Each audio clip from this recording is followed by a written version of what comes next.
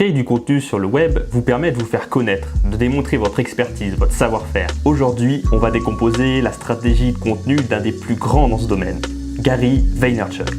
Pour la petite histoire, il s'est fait les dents sur l'entreprise familiale qu'il a repris, une boutique de vin. Il crée en 2006 la chaîne YouTube Wine Library TV, une émission quotidienne où il goûte et présente un vin. Il couple ça avec la création d'une boutique en ligne. Il arrive à passer de 3 millions de dollars annuels à 60 millions de dollars annuels. Un beau succès donc. Mais on ne va pas s'arrêter en si bon chemin. Gary monte une agence de communication, VaynerMedia. Il va y gérer de nombreux clients, comme Toyota, PepsiCo ou même des professionnels sportifs. Vous allez voir que la machine VaynerMedia est impressionnante. Il maîtrise tous les réseaux sociaux phares, aussi bien l'audio, la vidéo que l'écrit. Et il crée du contenu quotidiennement. Et parfois même, il arrive même à créer jusqu'à 30 contenus par jour. Comment est-ce possible de créer 30 contenus par jour, là où nous, on célèbre la moindre vidéo ou article mis en ligne? On va voir comment fonctionne un flux de travail pro dans la création de contenu. Comment fonctionne cette stratégie en détail et qu'est-ce que vous, à votre échelle, vous pouvez en tirer? Dans une récente présentation, Gary nous présente sa stratégie comme une sorte de pyramide inversée. Cette pyramide est coupée en 3 parties. Tout d'abord, le contenu pilier. C'est le contenu que Gary va créer chaque jour. Ensuite, le micro-contenu. C'est en fait des morceaux du contenu pilier qui vont être déclinés pour les différents réseaux sociaux. Et enfin, la dernière partie, la distribution sur les différentes plateformes. Intéressons-nous d'abord au contenu pilier. C'est la vidéo quotidienne de Gary qui dépasse généralement les 5 minutes. Ça va être le socle de la stratégie. Sa vidéo quotidienne varie chaque jour sur différents formats. On retrouve par exemple un vlog qui va retracer l'une de ses journées, une émission de questions-réponses avec ses fans, l'interview d'une personnalité, une conférence, une vidéo de motivation, un podcast, etc. Le contenu long, le contenu pilier, se retrouve donc diffusé sur YouTube, sur IGTV, sur Facebook et sur les différentes plateformes de podcast. C'est réellement sur le deuxième morceau de la pyramide que la stratégie s'opère. Le micro-contenu consiste à reprendre le contenu pilier du jour et à le décliner en différents formats, adaptés au design de chaque réseau social. Par exemple, le staff de Gary va créer des images, des gifs, des citations, reprendre des photos, prendre des extraits de vidéos, les sous-titrer et créer des stories pour Instagram et Snapchat. L'objectif de ces micro-contenus est d'aller capter l'attention de la communauté. On va les inviter à partager sur leurs réseaux sociaux, mais aussi les rediriger sur le contenu quotidien. La dernière partie de cette pyramide, c'est la distribution. Gary envoie tout son micro-contenu sur Medium, LinkedIn, Quora, Instagram, YouTube, Facebook, Twitter, Snapchat, en newsletter, Google Venture et son propre site web. Impressionnant, n'est-ce pas? Mais ce n'est pas fini, il y a une deuxième phase encore. Le contenu pilier, lui, est distribué à midi pile sur les différentes plateformes et la première vague de micro-contenu est, elle, diffusée à midi 1 sur les différents réseaux sociaux. Et vous noterez ici que j'ai bien dit la première vague. Dès que les contenus sortent, l'équipe de Gary va immédiatement prendre la température auprès de la communauté. Et sur base de ces informations, ils vont pouvoir procéder à la création d'une deuxième vague de micro-contenu. Par exemple, sur YouTube, la communauté a pris l'habitude de citer leurs passages préférés en mettant précisément les timecodes de la vidéo. Et c'est littéralement du pain béni pour l'équipe de Gary Vaynerchuk. Ils vont récupérer sur base de la communauté les différents extraits, citations et meilleurs moments pour créer et diffuser une nouvelle vague de micro-contenus. Pour résumer cette pyramide, on a d'abord le contenu pilier qui va permettre de créer des micro-contenus, des articles pour pouvoir booster les différents réseaux sociaux. Le micro-contenu permet de renvoyer sur le contenu pilier du jour et sur base des retours de la communauté sur le contenu pilier, l'équipe de Gary va créer une nouvelle vague de micro-contenus pour alimenter à nouveau les réseaux sociaux. De cette façon, les deux vagues de micro-contenus renvoient sur le contenu pilier du jour et la boucle est bouclée.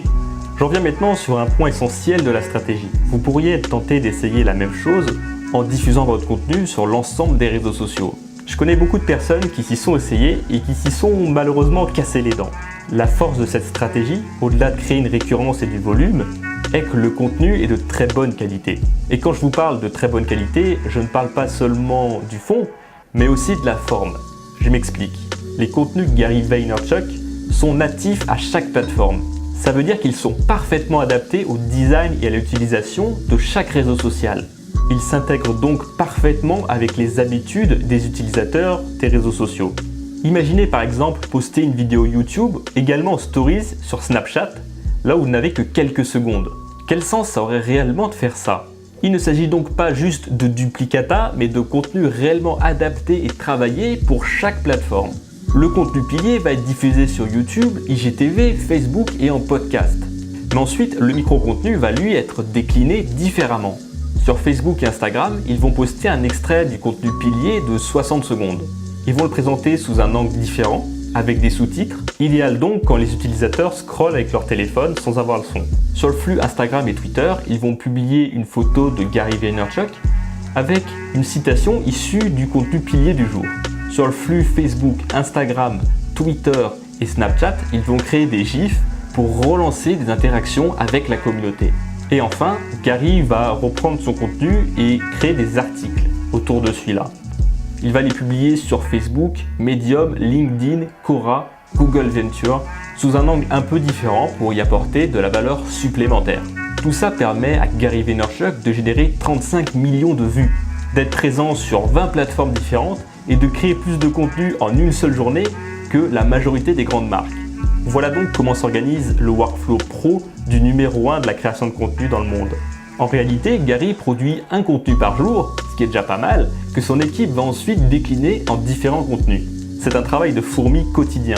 Alors qu'est-ce que vous, dans votre projet, vous pouvez en retirer? D'abord, je pense que c'est toujours intéressant de voir comment fonctionne une organisation au plus haut niveau. Vous voyez que rien n'est laissé au hasard. Tout est millimétré à tel point que ça pourrait nous donner le vertige. La marche est haute pour être numéro 1. Mais ne foncez pas tête baissée à essayer de copier cette stratégie. Gary Vaynerchuk n'est pas seul, loin de là. Il est entouré d'une équipe de professionnels qui le filment, qui le suivent toute la journée et qui ont une expérience colossale sur les différents réseaux sociaux.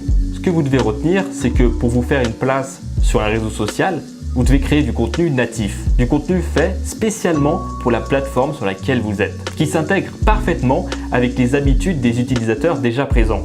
Ensuite, vous pourriez très bien dupliquer cette stratégie à plus petite échelle. Par exemple, créer un contenu principal et ensuite dupliquer pour créer des micro-contenus adaptés aux différents réseaux sociaux. On pourrait par exemple imaginer que votre objectif soit de réaliser une vidéo par semaine et qu'en plus de ça, vous allez créer quelques micro-contenus pour alimenter la sortie même de cette vidéo. Et on pourrait le faire sur une semaine.